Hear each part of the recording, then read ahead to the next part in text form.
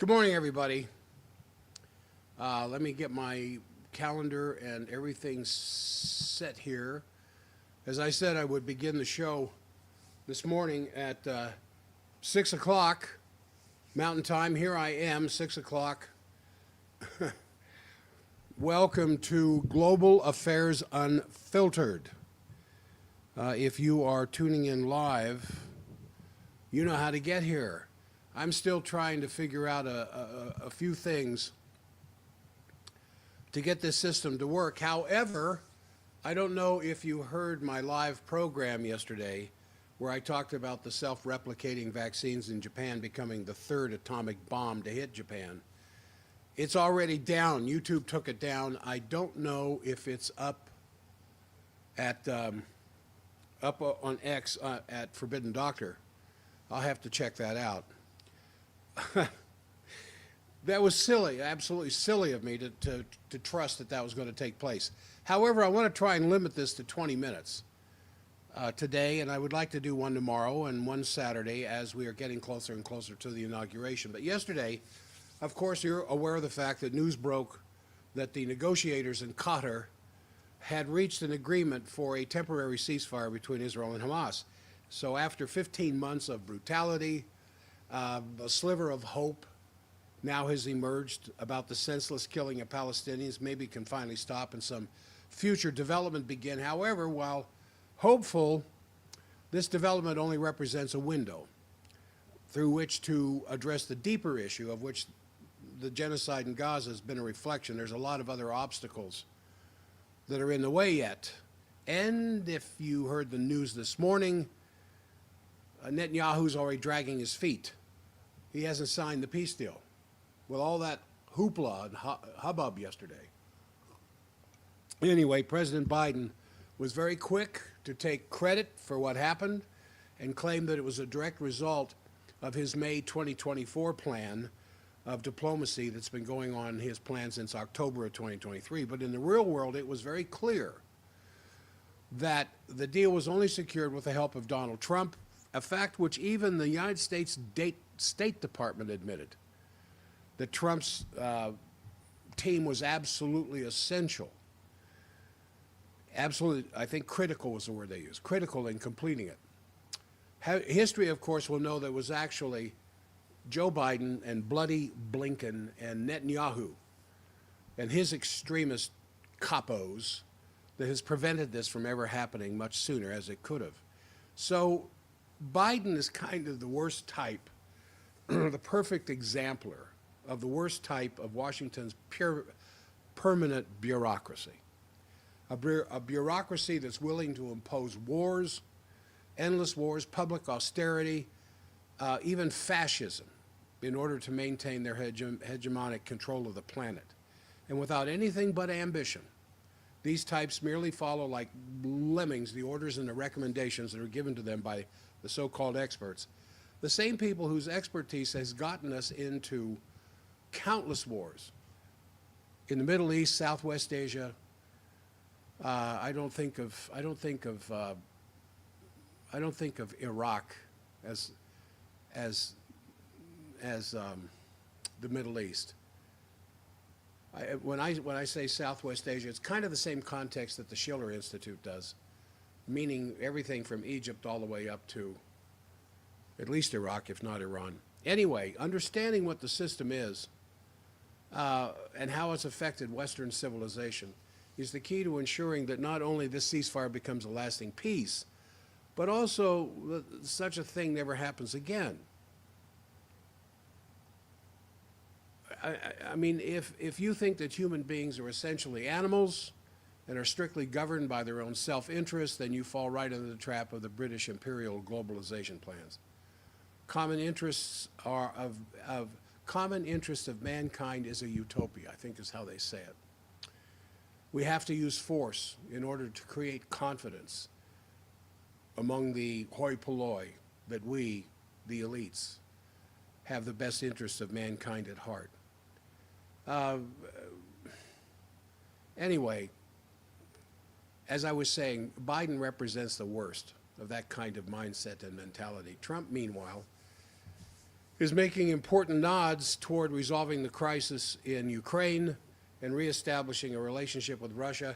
His comment last week, and this was, I say sometimes he gives me a lot of hope, sometimes he gives me a lot of worry, but this comment that he made last week in which he placed the blame on NATO for the Ukrainian war, he placed the blame on NATO, for NATO constantly inching up towards the Russian border, right on the doorstep, I think he said, which was noted by Foreign Minister Lavrov, who pointed out that this, and quote, I'm quoting, marks the first occasion an American, and indeed any Western leader, has openly acknowledged that NATO was disingenuous when it signed numerous accords with our country. Now, end quote. Now, whether or not that's a tactic on the part of Trump or what, but he acknowledged the rights of Russia and says we have to engage in meaningful discussions. And as far as Lavrov is concerned, it still remains an open question. But in the fight to transform this paradigm, don't wait for the holdovers from the rules-based order to change their ways anytime soon, even with Trump's leadership towards the end of the Ukrainian conflict.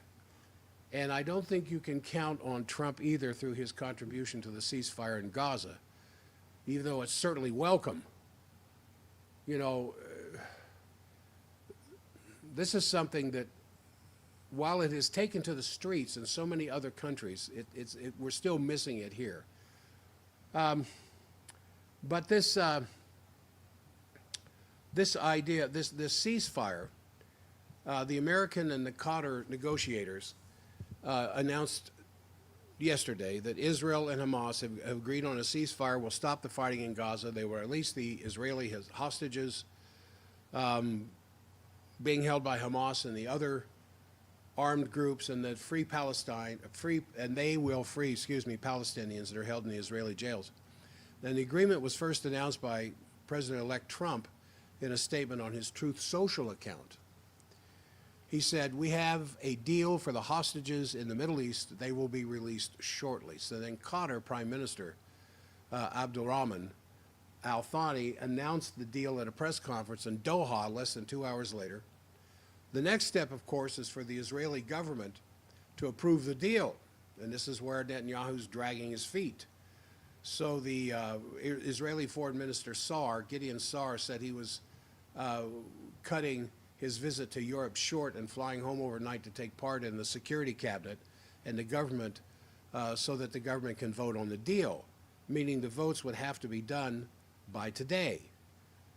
And so with all the hoopla and the rah-rah and everything that was going on about this yesterday, Israel hasn't signed the deal yet.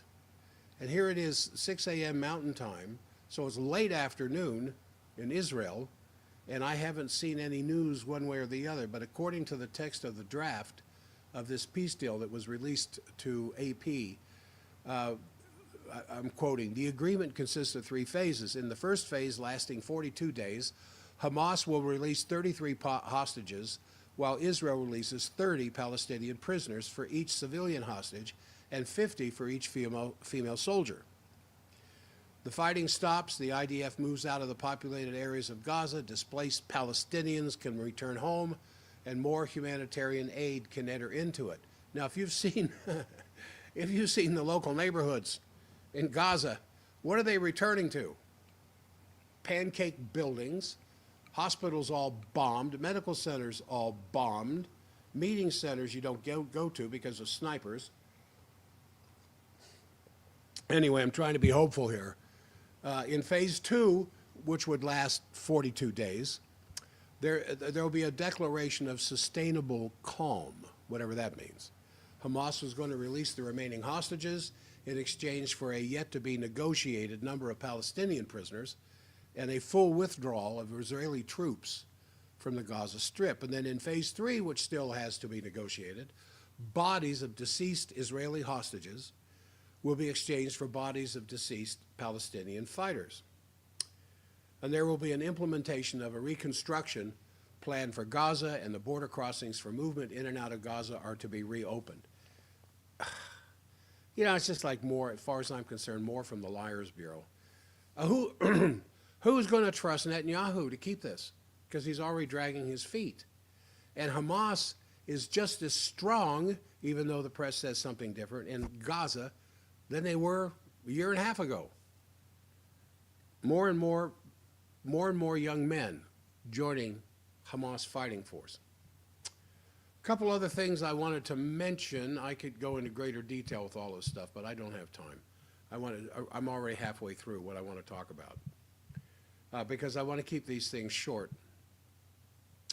But I want to talk about Hegseth for a minute. Trump's pick to be Secretary of Defense. He appeared before the Senate Armed Services Committee Tuesday, and for his confirmation hearing, where the Democrats questioned him about his qualifications for his job, the sexual assault allegations against him from 2017, his views on women in the military, and other matters that really don't have a whole lot to do with policy, just like they were doing with Bondi yesterday. But regarding his qualifications, Hegseth told the committee that Trump's primary charge to him was, I quote, to bring the warrior culture back to the Department of Defense, and that he wants a Pentagon laser focused on warfighting, lethality, meritocracy, standards, and readiness. He said, that's it, that's my job. So the committee is likely to vote Hegseth straight party line, with full Senate confirmation appearing likely, especially after Senator Joni Ernst from Iowa said, who had been sitting on the fence about the whole thing, and I saw her questioning of him, that she would finally support him. So on policy, Hegseth's replies to the advanced policy questions he was given indicate there's no break, unfortunately, with the geopolitical orientation set in Trump's first term, continued by the Biden administration's 2018 determination that the U.S. had entered into an era of strategic competition with Russia and China. Now, the 2018 National Defense Strategy and the 2022 National Defense Strategy have identified China as the Department of Defense's pacing threat, I think is the word they used. Hegseth, when he was questioned about this, said, I share this assessment and further believe that a Chinese Communist Party fait accompli invasion of Taiwan is the department's pacing risk scenario. He said this further. As expressed in the 2018 National Defense and the 2000 National Defense Strategy, Russia presents a significant conventional gray zone and strategic threat to the United States and Europe, and acts as a destabilizing force in several other regions globally. That's dangerous talk. I don't care how you want to describe it. That's dangerous talk. That's not, in fact, it's kind of opposite of what Trump was saying, that caught a hold of Lavrov's attention, that Trump was blaming the war on NATO's constant movement towards Russia's border. And then Hegseth, during his hearing, talks about how Russia is continuing to be a very destabilizing force. That's not the kind of rhetoric I want to hear coming out of the mouth of the Secretary of Defense. But most dangerous of all, of course, is that Hegseth is a self-declared fervent Christian Zionist. They tried to play that down. There's a lot of apologists who are coming out about that. And he advocates the rebuilding of the Temple Mount on the site of today's Al-Aqsa Mosque, the long-standing, of course, British strategy for blowing up all Southwest Asia. He is for Christian Zionism, which has nothing to do with Christianity or Judaism. It's just a geopolitical sect set up by British imperialists to make sure that there's a non-ending, global-type, interested war based on religious differences. And it just goes on, and it just goes on. Now, a couple other things. We'll see what the Senate committee has to do with approving him, but it's probably going to go straight along party lines now that Senator Ernst has said okay, and he will just get confirmed by a very small margin. Now another thing, I was asked yesterday about what do I think of this mass deportation stuff? Well, there's some more information's come up. On January 14th, 2 days ago, on his Truth Social account, and you know, if you want to know what's going on the surface, you might want to become a subscriber to Truth Social. But he was giving his hearty approval of the proclamation issued by Florida Governor DeSantis, ordering preparations, and DeSantis just recently did this, you may be familiar with it, preparations for quick implementation of plans to deport illegal aliens as soon as Trump takes office. And so on the Truth Social, he said, "Thank you, Governor DeSantis. Hopefully other governors will follow." So DeSantis's proclamation calls on all Florida state and local officials to prepare to secure the resources and funding, where they're going to get that, required to implement these plans. So DeSantis announced that he had called for a special session of the state legislature for January 27th, which is 11 days away, which would be 1 week after Trump is inaugurated, to, quote, to appropriate funding, detention, relocation, transportation, infrastructure, local law enforcement support, and everything else needed for Florida to carry out this mission. Now, according to the Pew Research Center, there's 1.2 million undocumented immigrants living in Florida in 2022 that made up 8% of the labor force. And the number, of course, is believed to have grown substantially since then. But you consider the scale of disruption of Florida's economy and civic life involved, you know, it begs some questions. Is every law enforcement officer in Florida to be taken off their beat of fighting crime to hunt down illegals? You know, the National Guard, will they be called out to support the effort to do this? Where are the resources going to be redeployed for this operation? Is the state going to pay for this? Is this something that Trump, through executive order, I don't know if it's legal or not, will force the federal government to pay for this in the state of Florida? How are the people, once they're detained, how are they going to be sent and to where? You know, to an impoverished neighboring country where thousands of people are fleeing right now from those countries because the conditions make it impossible for them to survive there, which is the reason they came across the border in the first place.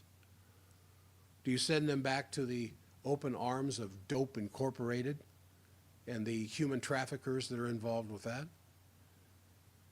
And then, the thing that I don't see a whole lot of discussion about